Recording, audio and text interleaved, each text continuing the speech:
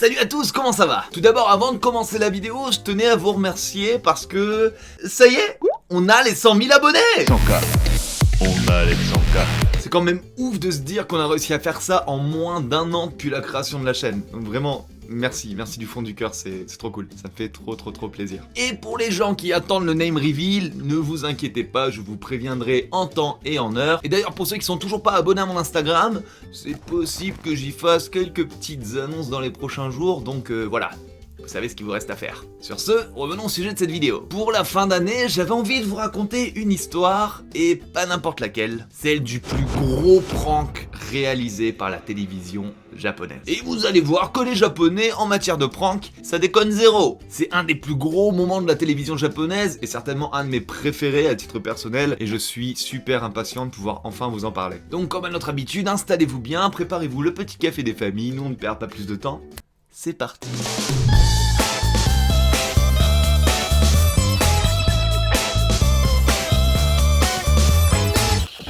Et je profite rapidement d'être dans ce cadre magnifique. Est-ce que pour la dernière vidéo de l'année, on ne terminerait pas en beauté? Si vous cherchez un dernier petit cadeau à vous faire pour les fêtes de fin d'année, le sponsor du jour pourrait vous y aider. Rhino Shield.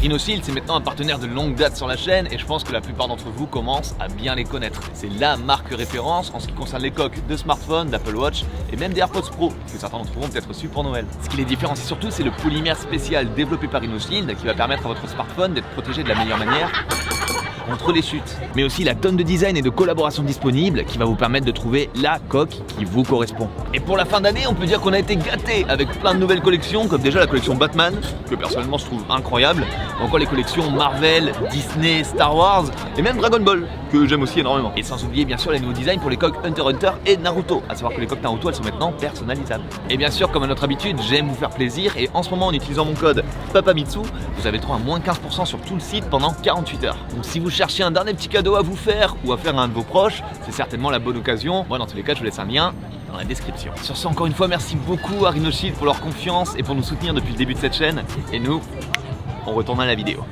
Alors avant tout, il faut comprendre que le Japon et les pranks, que l'on appelle dokkiri en japonais, c'est une longue histoire d'amour qui commence en 1969 avec l'émission Nandemo Yarimashou, dans laquelle sera créé le premier format caméra cachée du Japon, Dokkiri Camera. Et ce qu'on peut tout de suite remarquer, c'est que les Japonais, dès cette époque, ils avaient énormément d'imagination, puisque au milieu des gags assez simples du style « on se cache dans la neige pour faire peur aux passants »,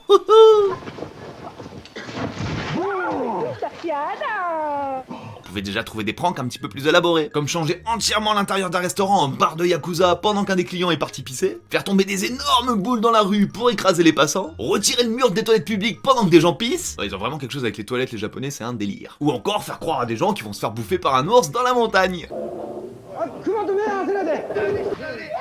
Ouais, comme je vous l'avais dit, les Japonais, niveau prank, ils ont de l'imagination. Et à partir de là, on peut dire que les Japonais vont vraiment kiffer le format, puisque littéralement des dizaines d'émissions de dokkiri vont voir le jour au Japon, devenant un des formats les plus populaires dont je vous ai fait une petite sélection.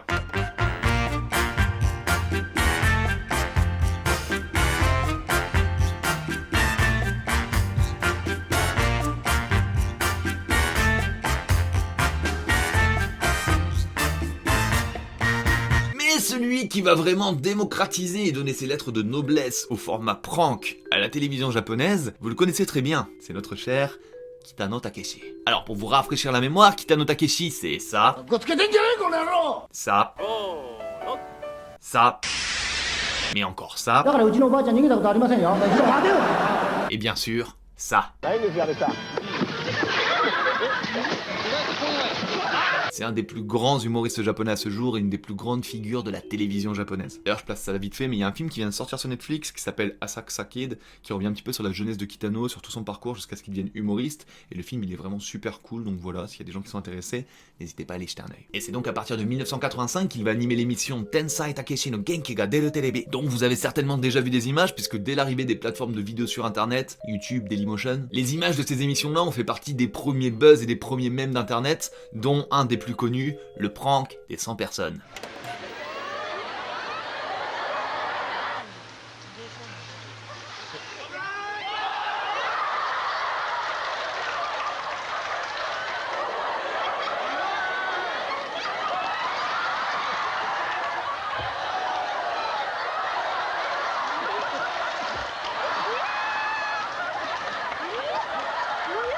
Non mais je compte même plus le nombre de fois où j'ai maté ces vidéos quand j'étais plus petit. Vraiment j'adorais ça, c'était les premières vidéos que je regardais sur internet. Et d'ailleurs s'il y a des gens qui étaient déjà là à l'époque et qui mataient ces vidéos là, n'hésitez pas à me le dire dans les commentaires. Ensuite Kitano Takeshi continuera un petit peu le format prank dans son autre émission, Biito Takeshi no Owarai Urotora Quiz, avant que le format ne soit repris et développé par deux autres humoristes dont vous avez certainement déjà vu soit la tête, soit l'émission, soit les deux, Hamada Masatoshi et Matsumoto Hitoshi. Mais si, vous savez, les émissions où les participants sont tous habillés en écolier et à qui on donne des gros coups de batte de baseball dans le cul des perdants.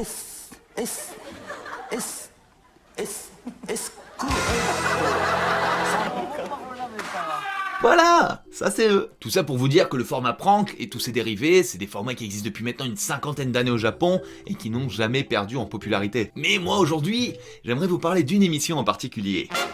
London Hearts.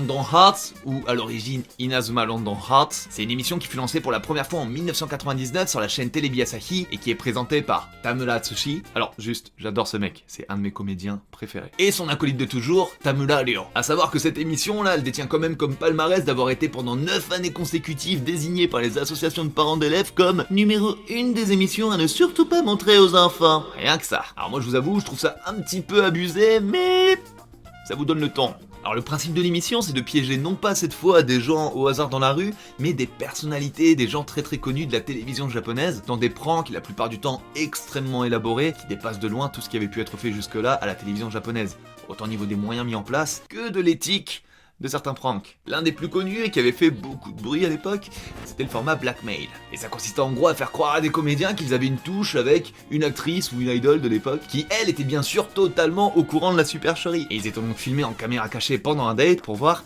jusqu'où ils iraient. Et vous comprenez très bien ce que je veux dire par jusqu'où ils iraient. Et ce format, la blackmail, il tient de son nom du fait que tous les messages qui étaient envoyés entre le comédien et la fille avant et après le date, ils étaient lus et écrits non pas par la fille, mais par le présentateur de l'émission. Ce qui amenait souvent à des scènes extrêmement drôles où le comédien, lui, bon, il pensait que, voilà, il avait une touche avec la fille, alors qu'en vrai, tout était orchestré par Atsushi en plateau. Alors, ce genre de prank là, ça paraît mignon dit comme ça. Mais non, pas si mignon quand tu sais que les comédiens en question étaient déjà en couple, voire mariés pour certains. Fils de pute, FILSDE PUTE.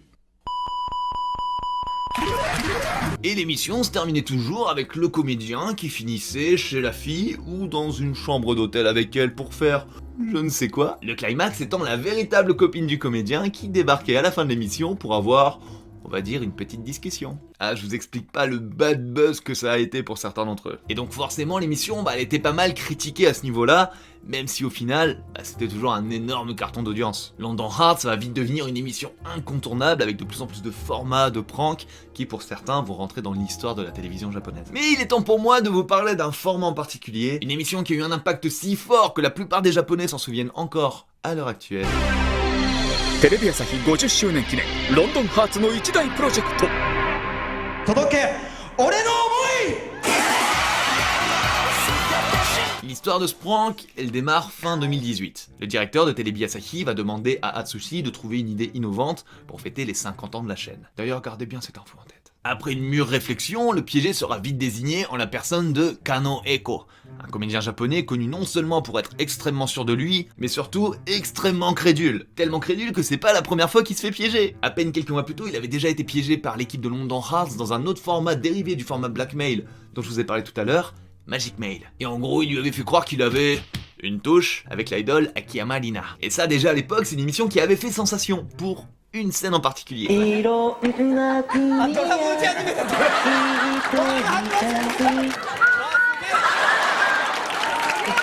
La détermination du gars, quoi. C'est le king du king des charros. Il avait carrément composé une chanson pour séduire la meuf qu'il se met à chanter au calme dans le restaurant devant tout le monde. Du Kano Eko tout craché. Et du coup, c'est de cette émission-là qu'est venue l'idée de génie d'Atsushi. Mettre en place un prank en collaboration avec les chaînes de télé, les labels musicaux, les agences de comédiens. Un prank où tout le monde serait dans le coup, qui durerait pendant 2 mois, pendant lesquels on ferait croire à Kano Eko qu'il allait sortir un album et démarrer une carrière d'artiste pop.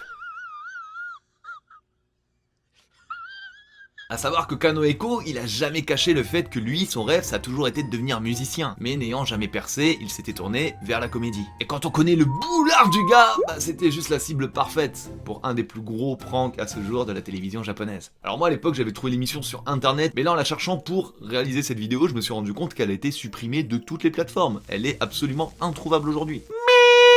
un Mitsu ne restant jamais sur une défaite. Après plusieurs recherches, j'ai réussi à trouver la version DVD de l'émission. Et d'ailleurs, c'est possible que je vous la fasse gagner avec d'autres petits cadeaux sur Instagram.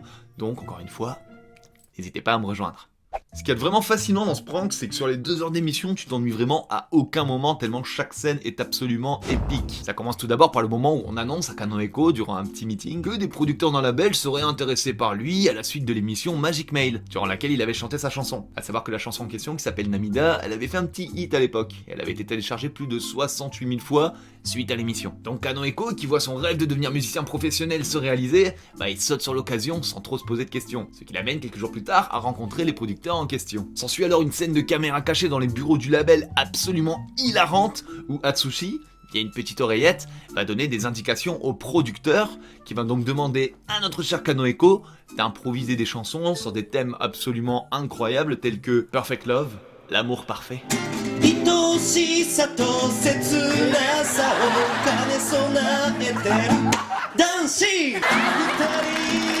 Ou encore, le vendeur de lait indien.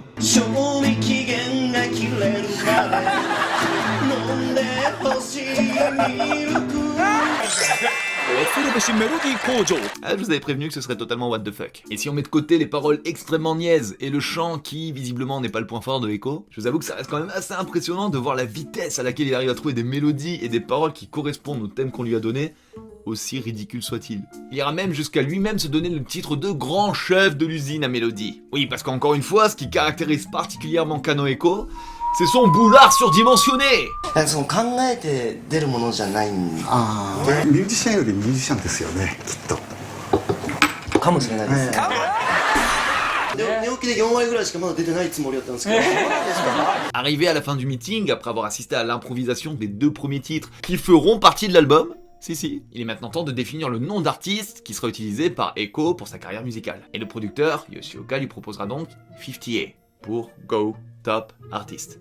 Et donc vous imaginez bien que Eko, il est absolument emballé par son nouveau blaze. Et donc à partir de là va démarrer la phase de composition et d'enregistrement des morceaux de l'album. Et là pareil, l'émission elle nous régale avec des scènes toutes plus épiques les unes que les autres. Comme le passage où Atsushi et les autres complices de l'émission écoutent les premières démos enregistrées par Eko.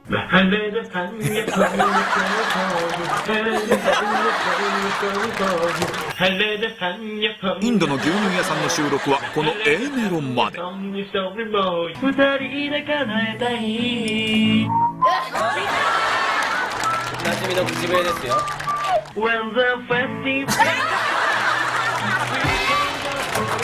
謎の英語が。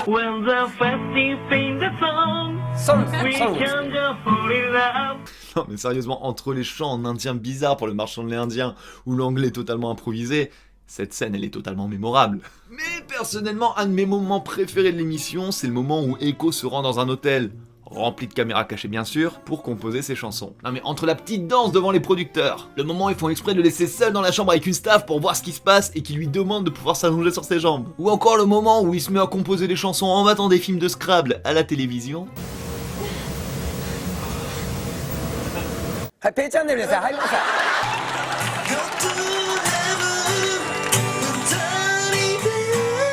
Oui, ils ont vraiment laissé ce passage-là à la télévision. Je vous avais prévenu, le Japon c'est un autre délire. Au final, Eko il enregistrera bien les 5 morceaux prévus pour son faux album à l'aide de différents producteurs, ce qui nous amène en janvier 2009. Et là on se rapproche petit à petit de la phase finale du prank. On annonce à Eko que son premier concert sera pour le 18 janvier et qu'il ne faut surtout pas qu'il dévoile le projet 50A avant cette date. Alors on lui explique que c'est pour garder l'effet de surprise de l'annonce de sa nouvelle carrière musicale, sauf que nous on sait très bien que c'est juste pour pas faire capoter le prank. Et ensuite qui dit carrière musicale dit promotion, et entre les quelques shootings photos et autres tournages de clips, la production va organiser une fausse interview pour un magazine avec un des plus grands artistes japonais, Kei Otomo. Et encore une fois, notre cher Kaneko va ici nous donner une petite leçon de boulardite aiguë.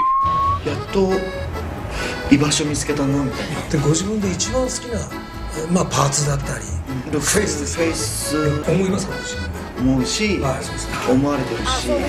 本当になんか一番ミュージシャンっぽい。そうですか。こいつ殴りてえなと思ったら帽子に手をかけてください。負けてらんないのなんか俺。ちょっと僕も追いつけ追い越せ。もしかすると加納さんって世界を狙ってますよ。セリフみたい。狙ってますよ。求められてますから。その才能を分けてくれよ。いやー、分けたいんですけどね。On arrive donc ici dans la phase finale du prank, le 18 janvier 2009. Et quand je vous disais que la production n'hésite pas à mettre les moyens nécessaires pour réaliser ces pranks, elle nous en fait ici la meilleure démonstration. Le concert sera organisé au Stellar Ball, tous les effets seront gérés par l'équipe de Sazan, un des plus grands groupes japonais. Sous prétexte de tourner un DVD, 13 caméras seront mis en place, et plus de 1000 figurants, tous au courant du prank bien sûr, seront appelés à participer en prétextant être des fans de Kano Eko. Je sais pas si vous vous rendez compte, c'est totalement démesuré. Et c'est surtout la première fois que autant de moyens et autant de gens sont mis en place pour, encore une fois, un prank. Et c'est donc dans cette ambiance de folie que va démarrer le concert de 50.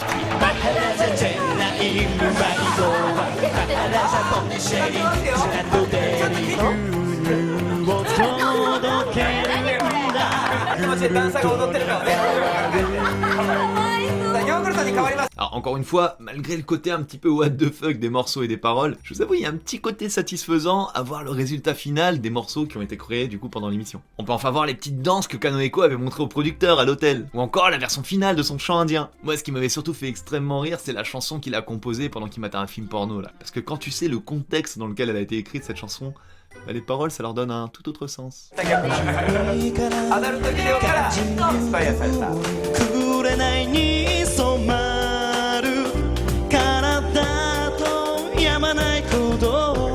Mais surtout, ce qui se dégage vraiment de ce concert, encore une fois, c'est le boulard démesuré du mec.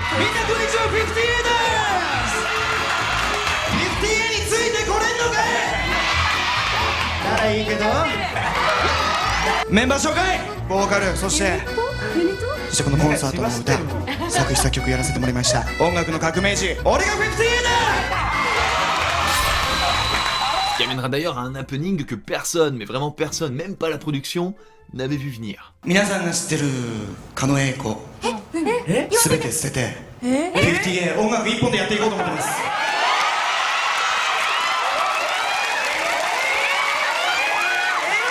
C'est quand même fou, le mec à ce moment-là il croit tellement dans le projet 50A qu'il annonce publiquement devant tout le monde mettre fin à sa carrière de comédien pour devenir musicien à temps plein. Cette scène là, ça restera un grand moment de télévision et moi personnellement, je vais pas vous mentir, c'est à partir de là que j'ai commencé à avoir un petit peu de peine quand même pour lui. Parce que malgré son côté un petit peu trop sûr de lui et ses chevilles qui sont si énormes que je sais même pas comment il arrive encore à marcher, bah on ressent beaucoup de sincérité dans ce qu'il fait. On comprend que pour lui c'est un rêve qui se réalise enfin, il est prêt à tout abandonner pour s'y consacrer complètement. Mais malheureusement, ce rêve...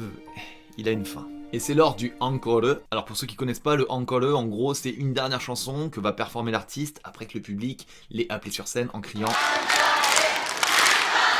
C'est lors de cette dernière chanson donc que Atsushi nous dévoile le plan final du prank. Il a placé une énorme fosse cachée sur l'estrade où doit marcher Eko pendant sa performance. Et donc à partir de là, c'est un véritable compte à rebours qui démarre, où l'on voit Eko s'approcher doucement de la fosse jusqu'au moment fatidique.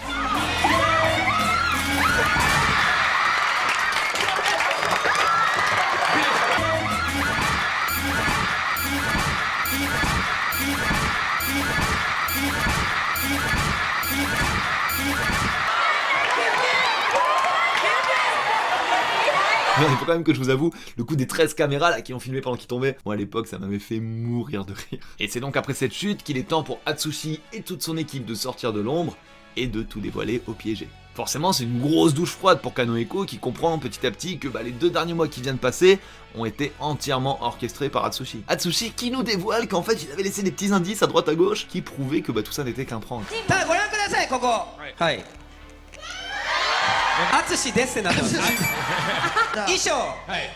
Made in Atsushi. Et surtout, on comprend à ce moment-là que le nom 50A qu'on lui a donné, ça veut pas dire Go Top Artist. 50周年テレビ朝日っていう意味なの。